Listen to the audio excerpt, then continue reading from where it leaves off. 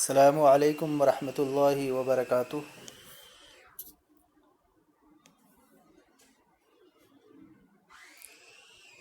الحمد للہ رب العالمین،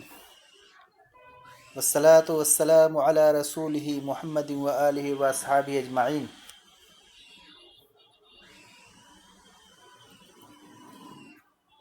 اعوذ باللہ من الشیطان الرجیم، بسم اللہ الرحمن الرحیم۔ رب اشرح لی صدری ویسر لی امری واحلل عقدۃ من لسانی یفقہوا قولی۔ محترم خواتین و حضرات، آواز آ رہی ہے نا آپ لوگوں کو، سبھی لوگوں کو؟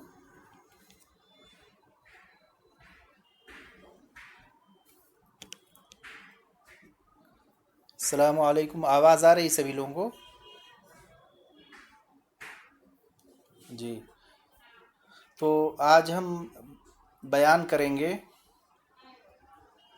اسلامی خواتین کے بارے میں۔ چونکہ اسلام میں خواتین کا بھی مقام بہت بلند ہے، اور قرآن مجید میں اللہ تعالیٰ نے ارشاد فرمایا ہے وَمَن يَعْمَلْ مِنَ الصَّالِحَاتِ مِن ذَكَرٍ أَوْ أُنثَىٰ وَهُوَ مُؤْمِنٌ فَأُولَٰئِكَ يَدْخُلُونَ الْجَنَّةَ وَلَا يُظْلَمُونَ نَقِيرًا، یعنی جو شخص بھی نیک عمل کرے گا، خواہ وہ مرد ہو یا عورت، اور اس حال میں کہ وہ ایمان لانے والا ہو، تو یہ لوگ جنت میں داخل کیے جائیں گے، اور ذرہ برابر بھی ان کے اوپر ظلم نہیں کیا جائے گا۔ اس کا مطلب اس سلسلے میں نیک اعمال میں مرد اور عورت سب برابر ہیں۔ ایک دوسری جگہ اللہ تعالیٰ نے ارشاد فرمایا سورہ نساء آیت نمبر 34 میں فَالصَّالِحَاتُ قَانِتَاتٌ حَافِظَاتٌ لِلْغَیْبِ بِمَا حَفِظَ اللَّهُ، کہ وہ نیک عورتیں ہیں، وہ نیک خواتین ہیں جو اطاعت اور فرما برداری کرتی ہیں اپنے شوہروں کی، اور ان کی عدم موجودگی میں حفاظت کرتی ہیں اور نگہداشت رکھتی ہیں۔ تو لہٰذا خواتین کا بہت بلند و بالا مرتبہ ہے۔ چنانچہ اللہ کے رسول صلی اللہ علیہ وسلم سے پہلے ان 12 برگزیدہ نیک خواتین کا تذکرہ کریں گے جو کسی نہ کسی حیثیت میں ان کا تعلق انبیاء علیہ السلام سے تھا، اور جو مومن تھیں، جو صبر کرنے والی تھیں، اللہ سے ڈرنے والی اور نیک تھیں، تاکہ آج کے دور کے مومن عورتوں میں ان سے سبق حاصل کر سکیں۔ ان میں سب سے پہلے جن کو ام البشر کہا جاتا ہے، حضرت حوا علیہ السلام۔ ابو البشر یعنی تمام انسانوں کے باپ حضرت آدم علیہ السلام ہیں، اور حوا علیہ السلام تمام انسانوں کی ماں کہلاتی ہیں، ام البشر۔ تو جس طرح سے حضرت آدم علیہ السلام سب سے پہلے انسان تھے اور سب سے پہلے مسلمان تھے، اور اسی طرح سب سے پہلے پیغمبر تھے، تو گویا کہ 3 چیزوں کا آپ کو سبقت حاصل۔ سب سے پہلے انسان اللہ نے بنایا، سب سے پہلے مسلمان تھے، اور سب سے پہلے پیغمبر تھے حضرت آدم علیہ السلام۔ اسی طرح سے حضرت حوا علیہ السلام دنیا میں سب سے پہلی خاتون تھیں اور سب سے پہلی مسلمان عورت تھیں، اسی لیے ان کو مائی حوا بھی کہا جاتا ہے، یعنی ام البشر۔ تو اس طرح سے حضرت حوا علیہ السلام کو ایک پیغمبر کی بیوی ہونے کا بھی شرف حاصل ہے۔ اللہ تعالیٰ نے جب حضرت آدم علیہ السلام کو پیدا کیا تو ان کو جنت میں رکھا، اور ایک عرصہ تک وہ جنت میں رہے۔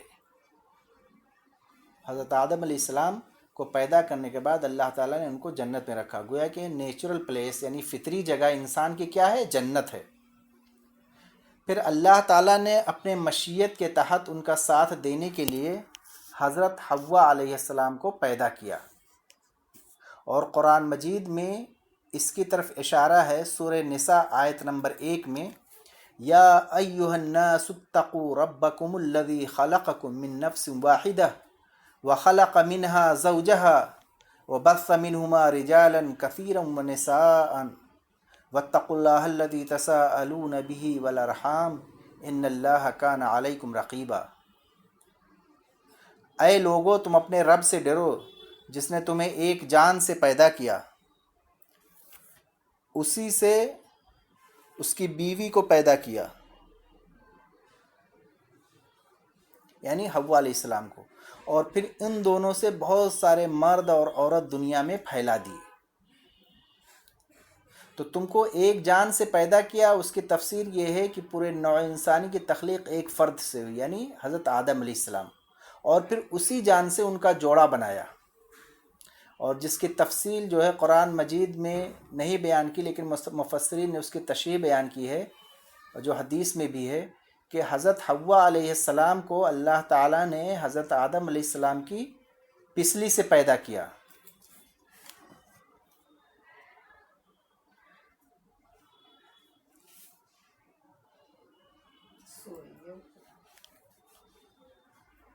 حضرت ابن عباس رضی اللہ تعالیٰ عنہ سے روایت ہے کہ حضرت حوا علیہ السلام کو آدم علیہ السلام کی ایک پسلی سے پیدا کیا گیا، اس حالت میں کہ جب وہ سوئے ہوئے تھے اور انہیں کسی قسم کے درد کا احساس بھی نہیں ہوا۔ اسی طرح حضرت ابو ہریرہ رضی اللہ تعالیٰ عنہ سے روایت ہے بخاری اور مسلم میں کہ اللہ کے رسول صلی اللہ علیہ وسلم نے فرمایا کہ لوگوں، عورتوں کے معاملے میں میری وصیت پر عمل کرو اور ان کے ساتھ نرم اور اچھا برتاؤ کرو، اس لیے کہ عورت کی پیدائش پسلی سے ہوئی ہے، اور پسلی میں زیادہ ٹیڑھاپن جو ہوتا ہے اس کے اوپری حصے میں ہوتی ہے، تو اگر تم اس ٹیڑھی پسلی کو زبردستی سیدھا کرنے کی کوشش کرو گے تو وہ ٹوٹ جائے گی، لہٰذا اسے یوں ہی اپنے حال پہ چھوڑ دو گے تو پھر وہ ہمیشہ ایسی ٹیڑھی ہی رہے گی، اس لیے عورتوں کے ساتھ بہتر سلوک کرنے کو میری وصیت قبول کرو۔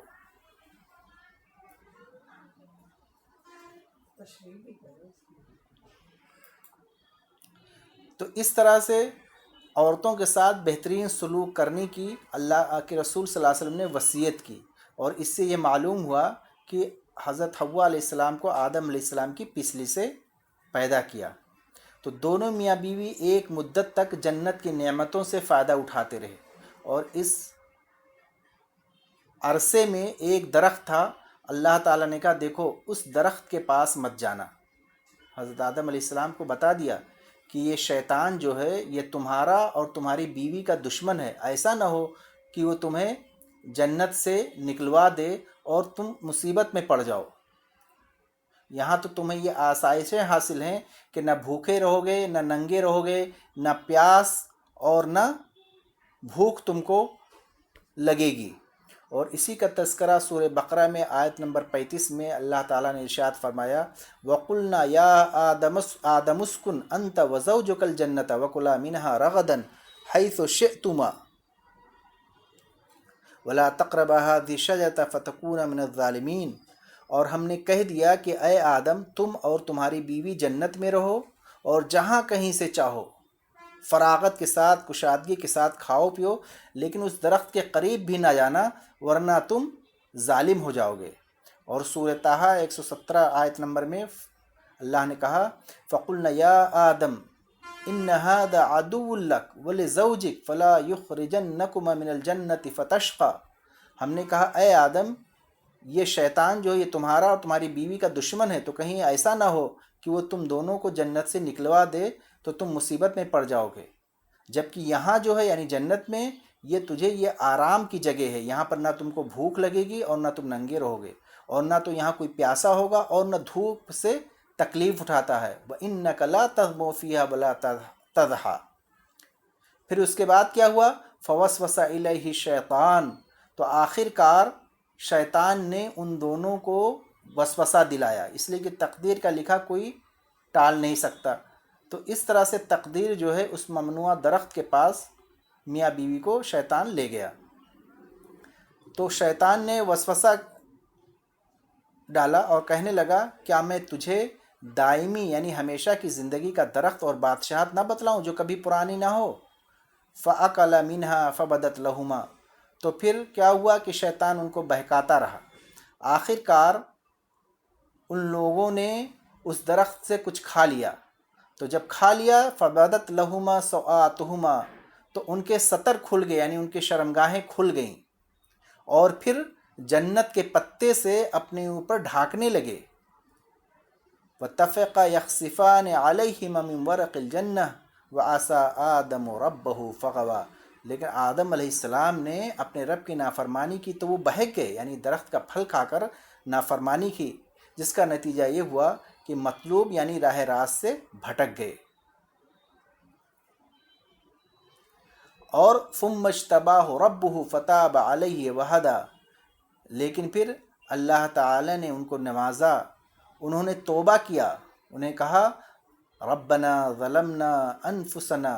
وَإِن لَّمْ تَغْفِرْ لَنَا وَتَرْحَمْنَا لَنُكُونَنَّ مِنَ الْخَاسِرِينَ، اے اللہ ہم نے اپنے اوپر ظلم کیا ہے،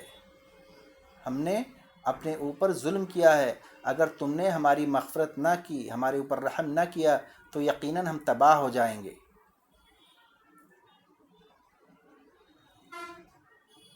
فَأَزَلَّهُمَ الشَّيْطَانُ عَنْهَا، لیکن شیطان نے ان کو بہکا دیا اور وہاں سے نکلوا دیا۔ وَقُلْنَا اهْبِطُوا بَعْضُكُمْ لِبَعْضٍ عَدُوٌّ، تو اللہ تعالیٰ نے کہا کہ تم اس جنت سے اتر جاؤ، اب جا کر کے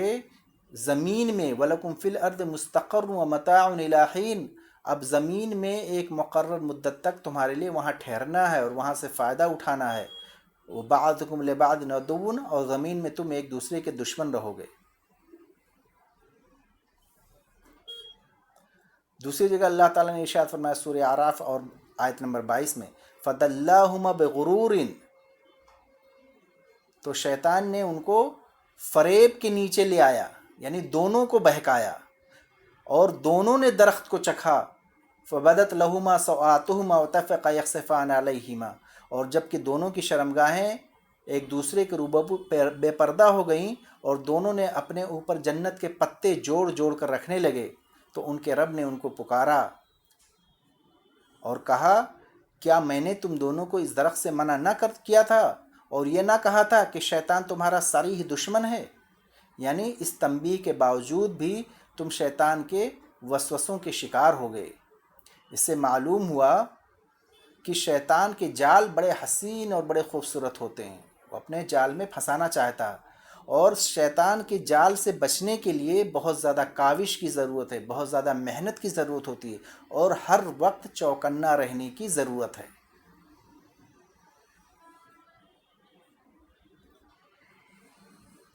تو جب آدم علیہ السلام اور حوا علیہ السلام نے یہ دعا پڑھی ربنا ظلمنا انفسنا، اے ہمارے رب ہم نے اپنے اوپر ظلم کیا، تو یہ توبہ اور استغفار کے کلمات ہیں جو حضرت آدم علیہ السلام کو اللہ تعالیٰ نے سکھایا۔ گویا کہ انسان جب بھی کوئی غلطی کرے ہر وقت جو ہے یہ دعا پڑھتے رہنا چاہیے، اپنے توبے کی معافی کے لیے، استغفار کے لیے یہ دعا بہت ضروری ہے۔ تو گویا کہ شیطان نے اللہ کی نافرمانی کا ارتکاب کیا، اس کے بعد وہ نہ کہ صرف اس پہ اڑ گیا بلکہ اس کے جواز کے لیے جو ہے عقلی دلائل بھی دے لینے لگا، جس کی وجہ سے وہ ہمیشہ کے لیے ملعون قرار پایا۔ وہ اڑ گیا، تو گویا کہ تکبر جو یہ شیطان کی صفت ہے، شیطان کی خاصیت ہے، وہ تکبر کرنے لگا۔ اور وہیں دوسری طرح جب حضرت آدم علیہ السلام اور حوا علیہ السلام سے غلطی ہوئی تو ان کا کیا رویہ تھا؟ وہ پشیمان ہوئے، ان کو نادم ہوئے، شرمندہ ہوئے، اور اللہ رب العزت کی بارگاہ میں توبہ کیا، استغفار کیا۔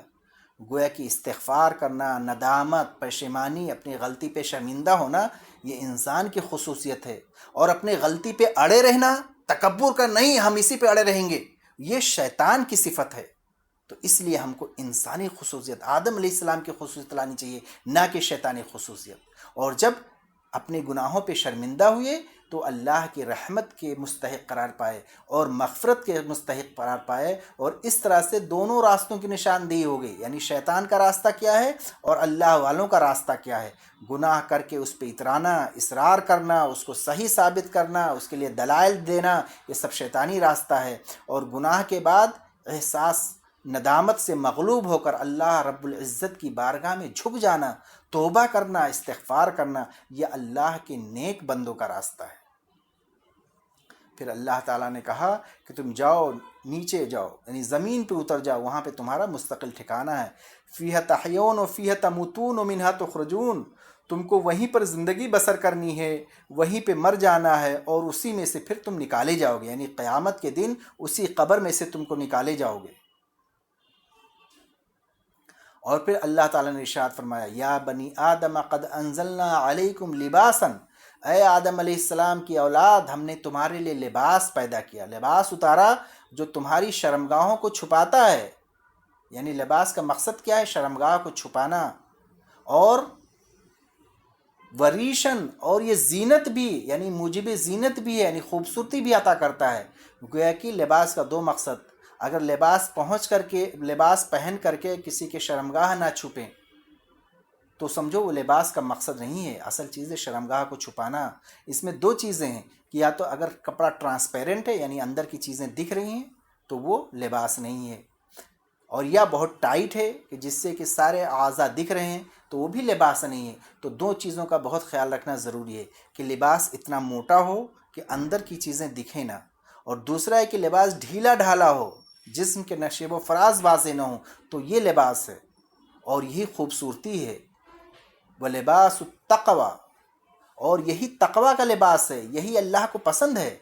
ذَلِكَ خَيْرٌ، اور اس سے بڑھ کر کہ یہ اللہ تعالیٰ، یہی بہتر چیز ہے، اور یہ اللہ کی نشانیاں ہیں تاکہ لوگ یاد رکھیں۔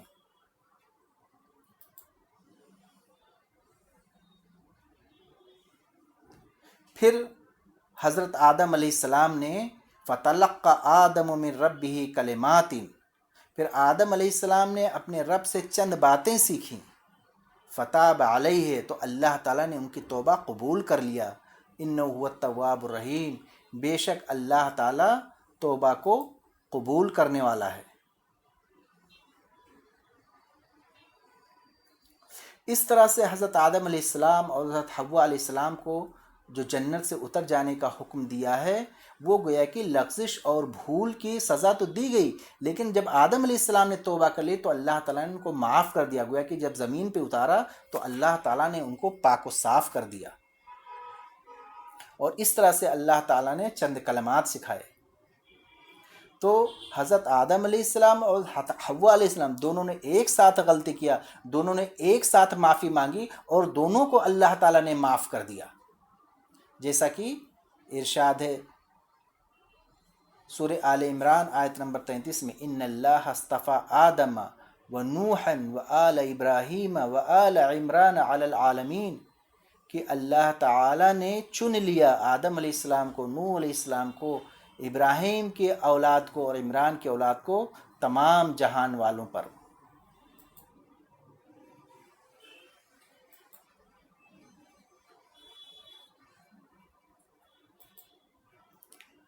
اور اس طرح سے نبوت کے لیے منتخب کیا۔